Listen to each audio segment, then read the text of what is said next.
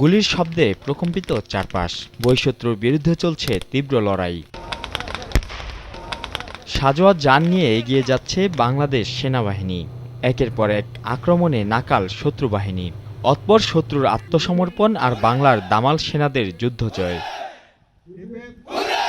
এমনই গল্পের দৃশ্যপট সাজিয়ে ময়মনসিংহের মুক্তাগাছার চেচুবাজার এলাকায় চূড়ান্ত আক্রমণ অনুশীলনের মধ্য দিয়ে শেষ হল বাংলাদেশ সেনাবাহিনীর 4 সপ্তাহব্যাপী শীতকালীন প্রশিক্ষণ অনুশীলন নবদিগন্ত।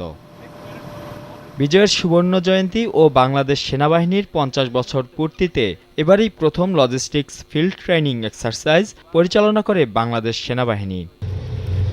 সম্প্রতি সেনাবাহিনীর হাতে আসা নতুন অস্ত্র সরঞ্জাম এবারের অনুশীলনে ব্যবহারের পাশাপাশি সেনাবাহিনীর লজিস্টিক্স স্থাপনা প্রথমবারের মতো সেনানিবাসের বাহিরে মোতায়েন করা হয়। অনুশীলনে সাঁজোয়া বহর, এপিসি, দূরপাল্লার MLRS, সেনাবাহিনীর 36 সেনা ও বিমান বাহিনীর জঙ্গি বিমানও অংশগ্রহণ করে।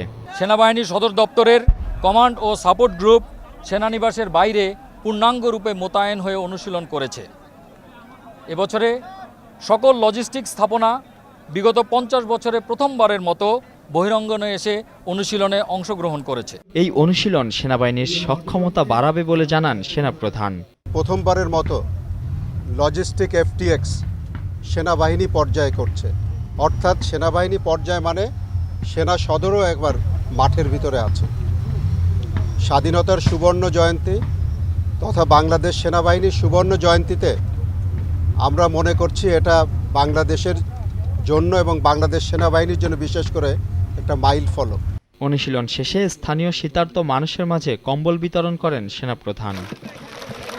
মাইনুল আহসান, সময় সংবাদ, ময়মনসিংহ।